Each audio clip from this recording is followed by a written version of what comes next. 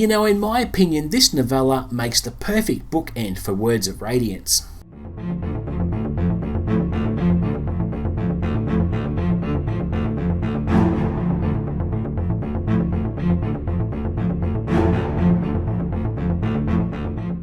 What's up guys, and welcome back to the channel. You're with Chris, and today I'll be giving my spoiler-free review of Edgedancer by Mr. Brandon Sanderson. His novella that immediately follows on from the events of Words of Radiance. It was only a very short read for me at 258 pages, and I ripped through it in no time flat. It did help that I discovered, to my surprise, that the prologue of the novella was the actual interlude contained within Words of Radiance, so I didn't need to read it. So I got a jumping head start straight to page 58 and off I went.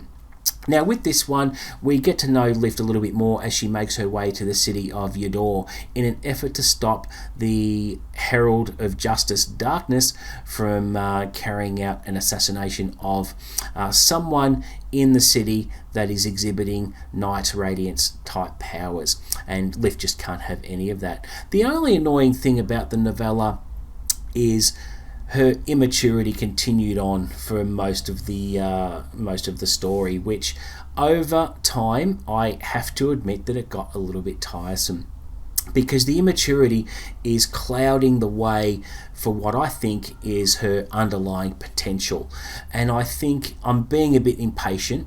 I want to see her potential now. I want to see her peak, but Brandon Sanderson's not doing that at the moment. I think he's saving a lot of things for future books, because I think he's giving a little bit of time for Lift to develop, and I can only hope that when we see her in future books that she matures a little bit more, and that she gets reined in a little bit and falls under the guidance of someone wise who can actually guide her in reaching her full potential, which no doubt is there, but the immaturity sort of gets in the way of that. And the whole pancake thing, people who have read the book know exactly what I'm talking about with that. It got a little bit much, because it just kept getting repeated a little bit.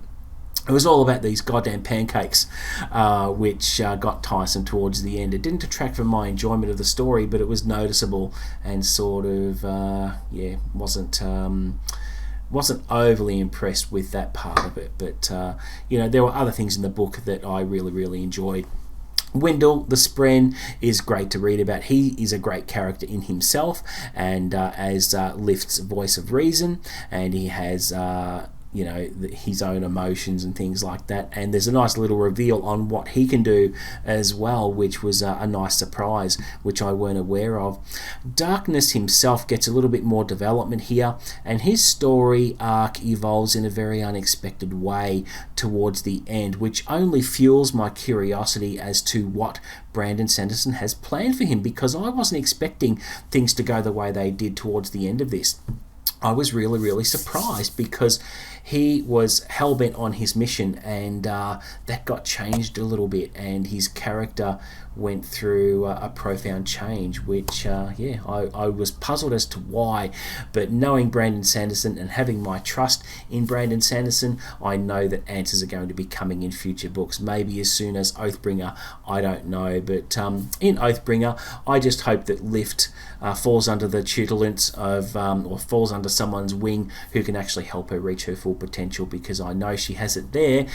She just needs to realize it. So, you know, I ripped through it. It was great. There was plenty of tension, and I would have been perfectly happy to read this as an extended scene included in Words of Radiance.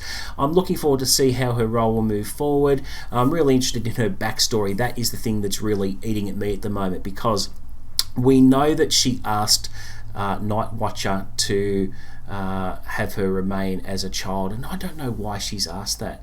So I would really love to delve into her backstory. Now, when we're going to get that backstory remains to be seen. Normally, Brandon Sanderson chooses one character to weave the backstory through. Now, obviously, with Oathbringer, it's going to be all about Dalinar.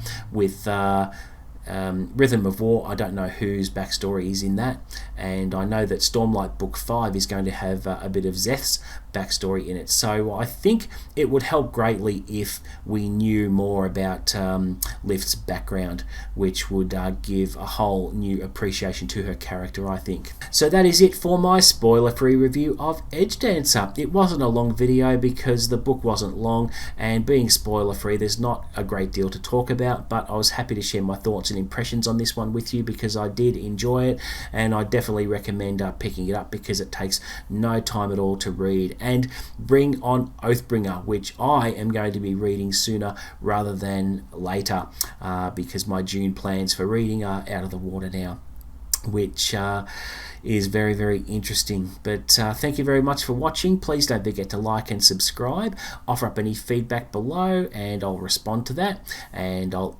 continue to bring you the best content I can. But until the next video, guys, happy reading.